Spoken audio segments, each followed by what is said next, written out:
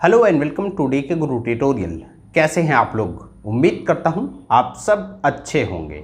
साथ ही साथ मैं ये भी उम्मीद करता हूं कि आपका प्रिपरेशन बहुत ही बेहतरीन चल रहा होगा इन दिनों, क्योंकि यूजीसी नेट जेआरएफ 2020-21 का एग्ज़ाम 6 अक्टूबर से शुरू हो रहा है। ऐसे में आपके पास अब 15 दिनों से भी कम का समय बच गया है। बहुत सारे बच्चे मुझसे ये पूछ रहे हैं कि सर ये अंत के दिनों में हम किस तरीके से प्रिपरेशन करें, क्या करें कि मेरा भी नेट जेआरएफ क्वालिफाई हो जाए। तो दोस्तों आज के इस वीडियो में हम इसी बात पे डिस्कशन करने वाले हैं कि आखिरकार आप क्या कर सकते हैं इस बचे हुए दिनों में। जो भी दिन बचे हुए हैं 10-15 दिन, इस 10-15 दिन में आपको क्या करना चाहिए कि आप इजीली नेट जेआरएफ क्रैक कर सकें।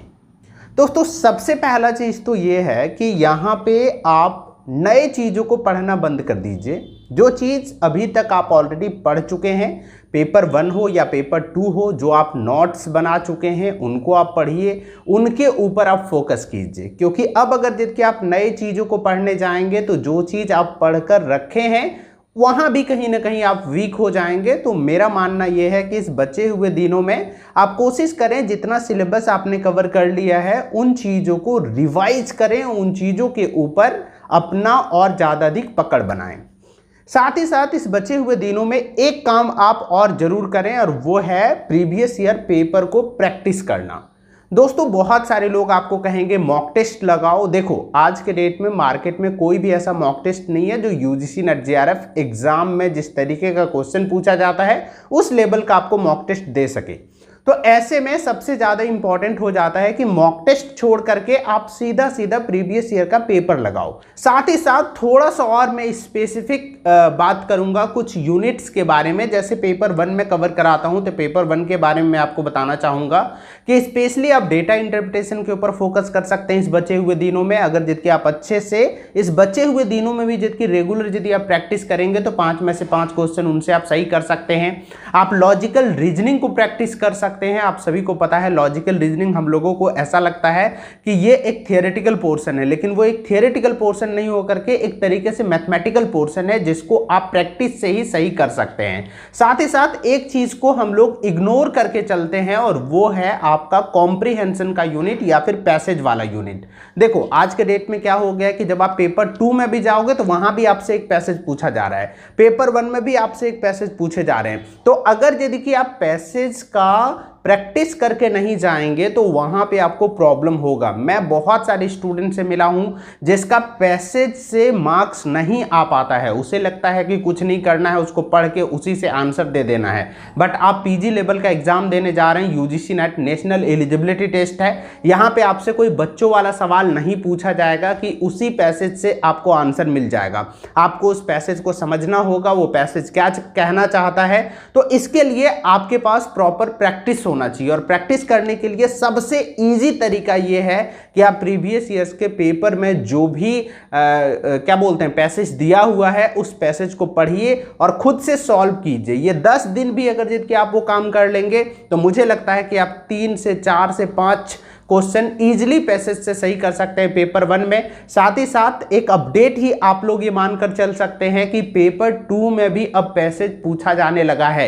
लास्ट टाइम जो एग्जाम हुआ था वहां पे पेपर 2 के लगभग सभी सब्जेक्ट में 1 से 2 पैसेज दिए गए थे जिसमें से 5 से 10 सवाल पूछे गए थे। तो पैसेज को आप अच्छे से जरूर प्रैक्टिस कीजिए क्योंकि ये वो 3-4 यूनिट हैं जिसके ऊपर अभी भी अगर आप काम करें तो इजीली 5 में से 5 क्वेश्चन उस यूनिट से आप सही कर सकते हैं।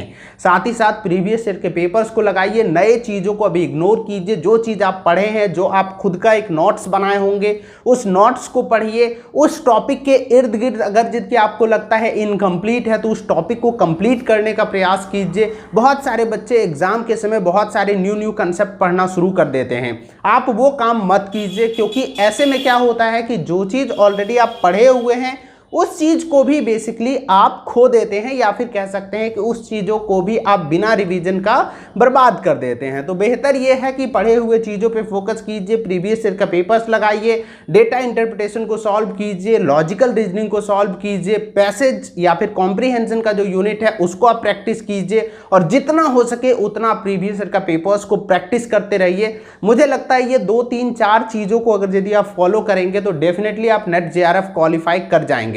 साथ ही साथ एक चीज आप और जरूर ध्यान रखें कि दूसरे किसी का टाइम शेड्यूल को अभी आप कॉपी ना करें।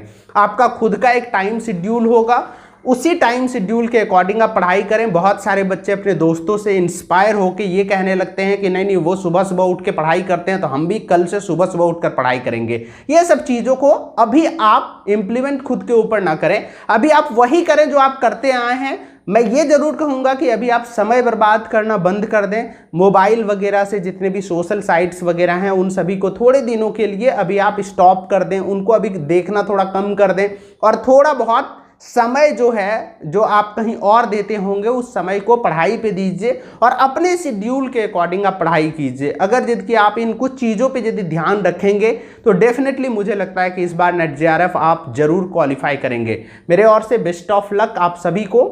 उम्मीद करता हूँ आप सबका प्रिपरेशन बहुत ही बेहतरीन चल रहा होगा। उम्मीद करता हूँ आप में से मैक्सिमम स्टूडेंट नेट जेआरएफ इस बार क्वालिफाई करें। Thank you very much.